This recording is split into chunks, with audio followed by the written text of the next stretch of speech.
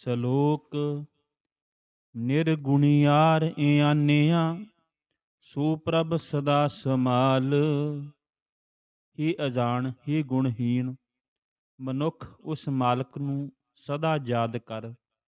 ਜਿਨ ਕੀਆ ਤਿਸ ਚੀਤ ਰਖ ਨਾਨਕ ਨਿਭੀ ਨਾਲ। ਹੀ ਨਾਨਕ, ਜਿਸ ਨੇ ਤੈਨੂੰ ਪੈਦਾ ਕੀਤਾ ਹੈ ਉਸ ਨੂੰ ਚਿੱਤ ਵਿੱਚ ਪਰੋ ਰੱਖ, ਉਹੀ ਤੇਰੇ ਨਾਲ ਸਾਥ ਨਿਭਾਹੇਗਾ। ਅਸ਼ਟਪਦੀ। ਰਮਈਆ ਕੇ ਗੁਣ ਚੇਤ ਪਰਾਨੀ। ਹੇ ਜੀਵ, ਸੋਹਣੇ RAM ਦੇ ਗੁਣ ਯਾਦ ਕਰ। ਕਵਣ ਮੂਲ ਤੇ ਕਵਣ ਦ੍ਰਿਸ਼ਟਾਨੀ। ਵੇਖ ਕਿਸ ਮੁੰਡ ਤੋਂ ਤੈਨੂੰ ਕਿਹਾ ਸੋਹਣਾ ਬਣਾ ਕੇ ਉਸਨੇ ਵਿਖਾਇਆ ਹੈ। ਜਿਨ ਤੂੰ ਸਾਜ ਸਵਾਰ ਸ਼ਿੰਗਾਰਿਆ, ਜਿਸ ਪ੍ਰਭੂ ਨੇ ਤੈਨੂੰ ਬੜਾ ਸਵਾਰ ਕੇ ਸੋਹਣਾ ਕੀਤਾ ਹੈ। ਗਰਭ ਅਗਨ ਮੈਂ ਜਿਨੇ ਉਬਾਰਿਆ, ਜਿਸ ਨੇ ਤੈਨੂੰ ਪੇਟ ਦੀ ਅੱਗ ਵਿੱਚ ਵੀ ਬਚਾਇਆ। ਬਾਰ ਬਵਸਥਾ ਤੁਝੇ ਪਿਆਰੇ ਦੂਧ, ਜੋ ਬਾਲ ਉਮਰ ਵਿੱਚ ਤੈਨੂੰ ਦੁੱਧ ਪਿਲਾਂਦਾ ਹੈ।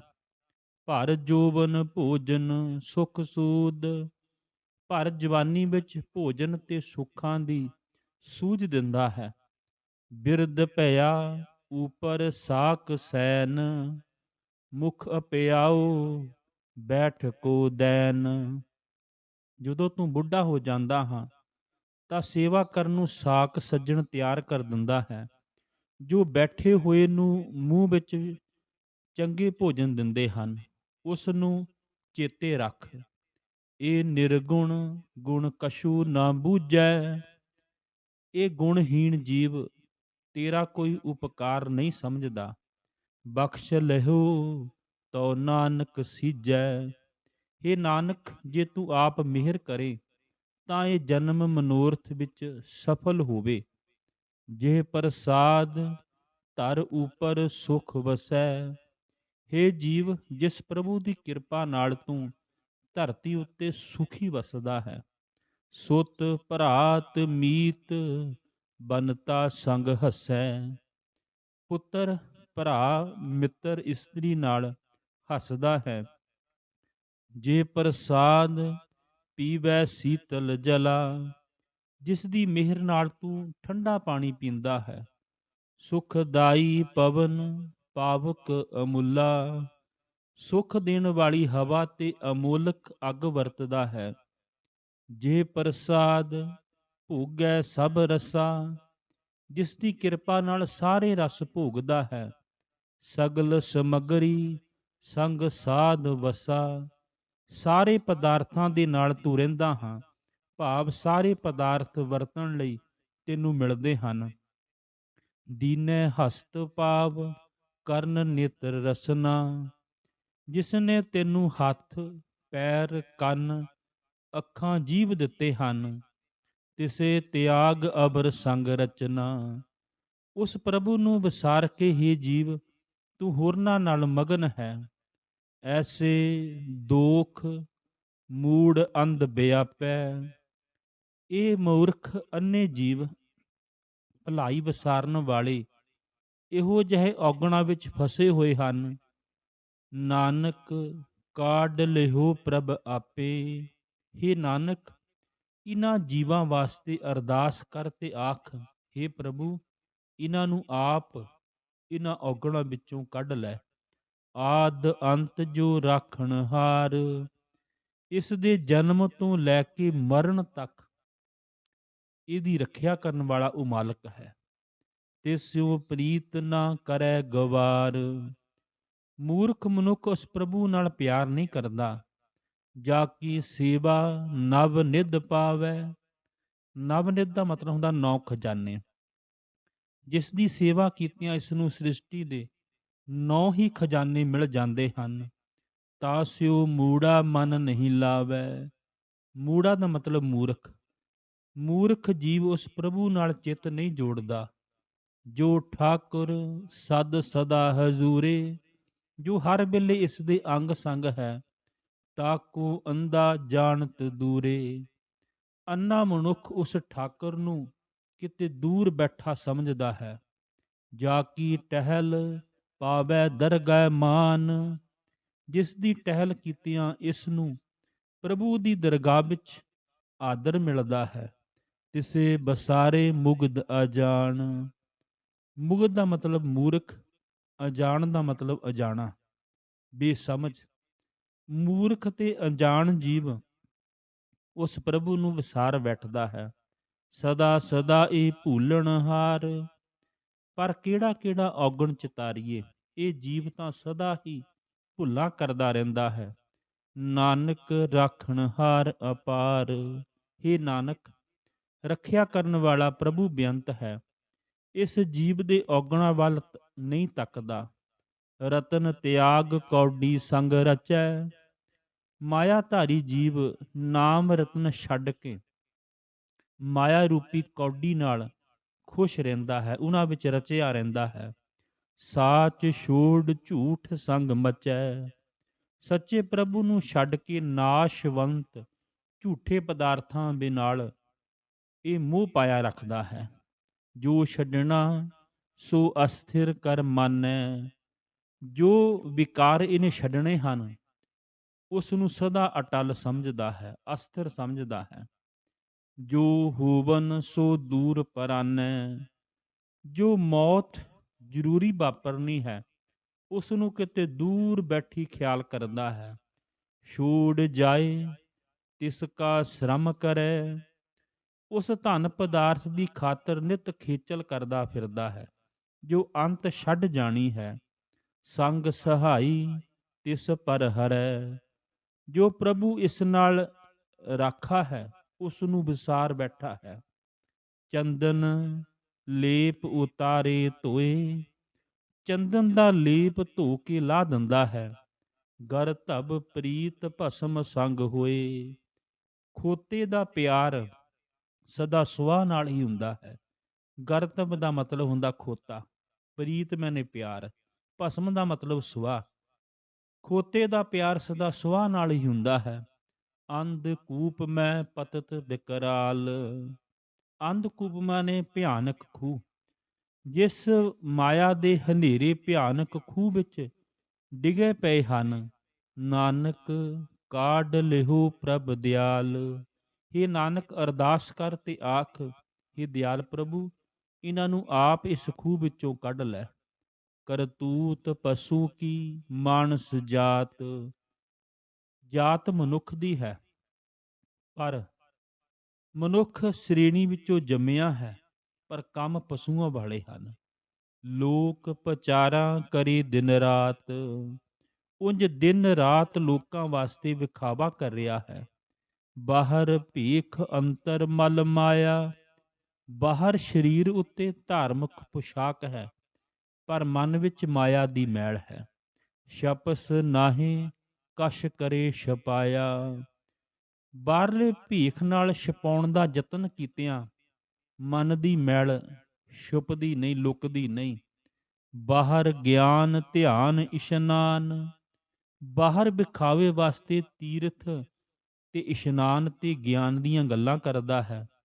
ਅੰਤਰ ਵਿਆਪੈ ਲੋਭ ਸੁਵਾਨ। ਸੁਵਾਨ ਦਾ ਮਤਲਬ ਹੁੰਦਾ ਕੁੱਤਾ। ਸਮਾਧੀਆਂ ਵੀ ਲਾਉਂਦਾ ਹੈ, ਪਰ ਮਨ ਵਿੱਚ ਲੋਭ ਰੂਪ ਕੁੱਤਾ ਜ਼ੋਰ ਪਾ ਰਿਹਾ ਹੈ।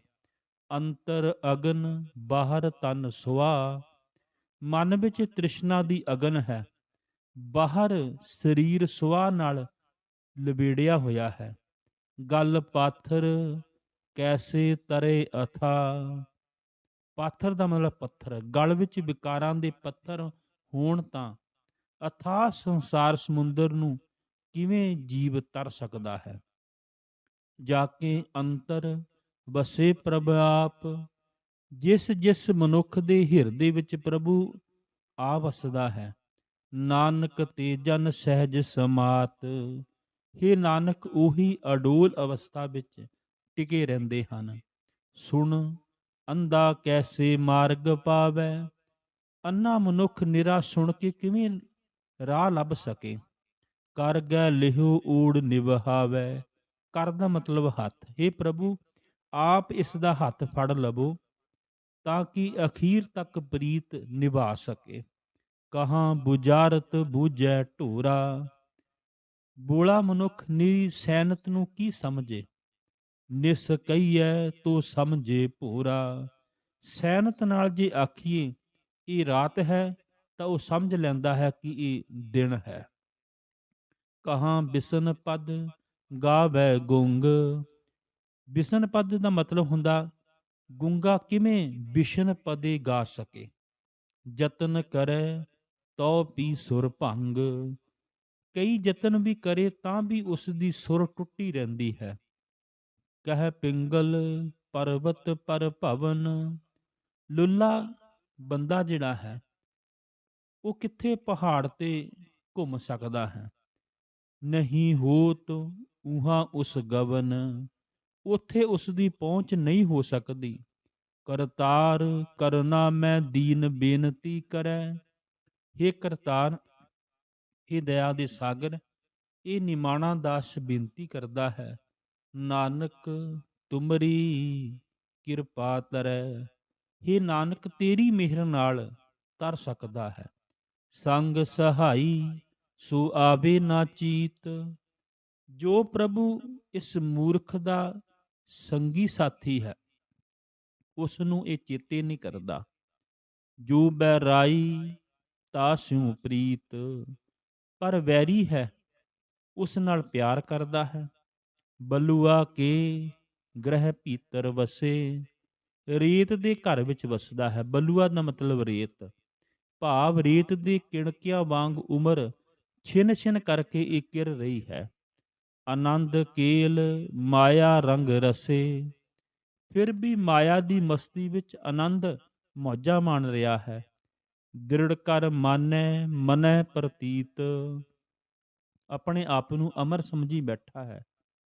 ਮਨ ਵਿੱਚ ਇਹੀ ਯਕੀਨ ਬਣਿਆ ਹੋਇਆ ਹੈ, ਕਾਲ ਨਾ ਆਵੈ ਮੂੜੈ ਚੀਤ। ਪਰ ਮੂਰਖ ਦੇ ਚਿੱਤ ਵਿੱਚ ਕਦੇ ਮੌਤ ਦਾ ਖਿਆਲ ਨਹੀਂ ਆਉਂਦਾ। ਬੈਰ ਵਿਰੋਧ ਕਾਮ ਕ੍ਰੋਧ ਮੋਹ। ਬੈਰ ਵਿਰੋਧ ਕਾਮ ਗੁੱਸਾ ਤੇ ਮੋਹ। ਝੂਠ ਵਿਕਾਰ ਮਹਾ ਲੋਭ ਧਰੋਹ। ਝੂਠ ਮੰਦੇ ਕਰਮ, ਵਿਕਾਰ ਦਾ ਮਤਲਬ ਮੰਦੇ ਕਰਮ, ਭਾਰੀ ਲਾਲਚ ਤੇ ਦਗਾ। ਇਆਹੂ ਜੁਗਤ ਬਿਹਾਨੇ ਕਈ ਜਨਮ। ਇਸੇ ਰਾਹੇ ਪੈ ਕੇ ਇਸ ਦੇ ਕਈ ਜਨਮ ਗੁਜ਼ਾਰ ਗਏ ਹਨ, ਗੁਜ਼ਰ ਗਏ ਹਨ।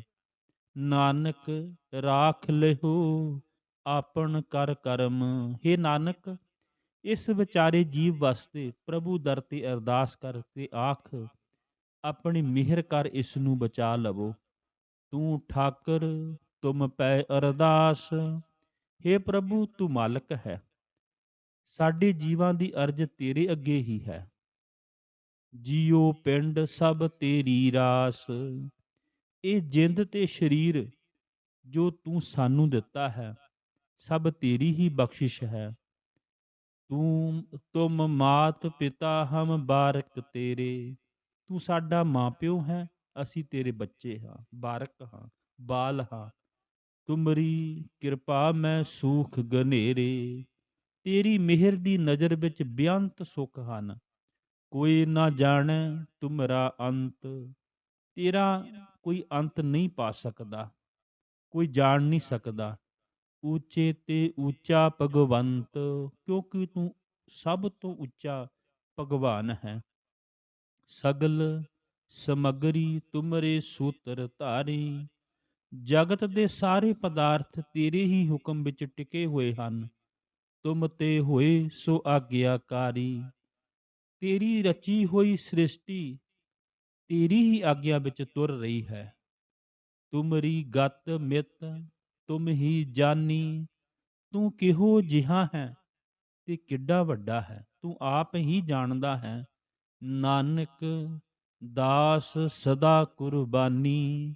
ਹੇ ਨਾਨਕ, ਆਖ, ਹੇ ਪ੍ਰਭੂ, ਤੇਰੇ ਸੇਵਕ ਤੇਥੋਂ ਸਦਾ ਸਦਕੇ ਜਾਂਦੇ ਹਨ, ਤੇਰੇ ਕੋਲੋਂ ਸਦਾ ਹੀ ਕੁਰਬਾਨ ਜਾਂਦੇ ਹਨ।